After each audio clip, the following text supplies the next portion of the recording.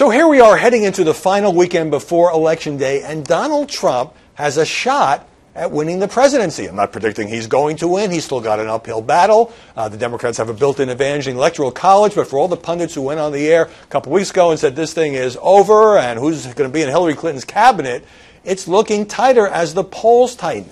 And what's really remarkable about this, win or lose for Trump, is the way in which he has not only confounded the pundits and the prognosticators at every turn. Remember all those people who said he'd never get the nomination, he wouldn't even last till Iowa, and all of that. But the way he has survived in this general election, just an absolute avalanche of negative coverage and commentary coming from the mainstream, coming from the left certainly, and even coming from the right. National Review, Weekly Standard, not big Trump fans there either.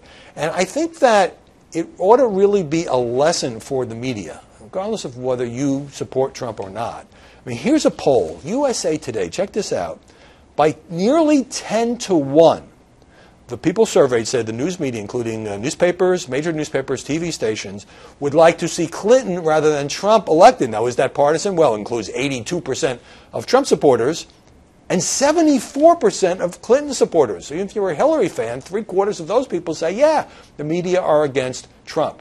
And when you look at the editorial pages, the way Trump gets hammered, and that's opinion, but you've got the New York Times and the Washington Post, USA Today, which was never endorsed before, coming out against Trump. The Arizona Republic, which has never endorsed a Democrat in its existence, coming out against Trump. The Atlantic, it goes on and on and on. And then you have the mainstream media coverage, the reporting, where I think it's undeniable that there's been much more digging into Trump, much more media scrutiny of Donald Trump than Hillary Clinton. And you've even had some media critics say, well, yeah, Trump is such a dangerous character that we have to suspend the usual standards and we have to cover him more and more aggressively, which I would say is not fair. Cover him aggressively, absolutely. But look at the imbalance with Hillary Clinton.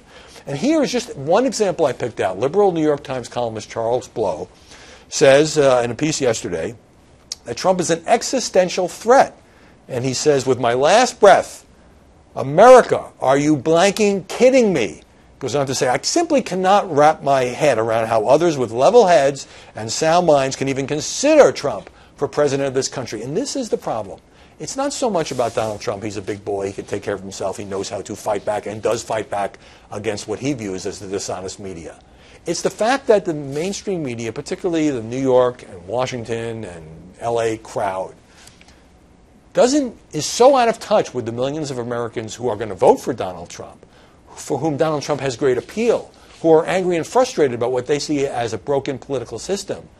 It's we who just don't get it. Because the tendency to say, well, you know, Trump supporters, you know, some of them are racist, some of them are sexist, some of them are dumb. I mean, that's what's read. Sometimes it's said explicitly, sometimes it is in between the lines. And that's a problem for journalism that is going to last well beyond this election. Not just whether we were fair to one of the two major party nominees for president, but whether we were unfair and condescending toward the major chunk of the country. I mean, the guy's going to win 20, 22, 24 states, even if he loses. Unfair to the people who support Donald Trump, understanding why they support Donald Trump, or even if they're not crazy about Donald Trump, that they wanted to shake things up in Washington. That requires any serious journalist to do some soul searching, and I'm going to have a lot more to say about this after Election Day.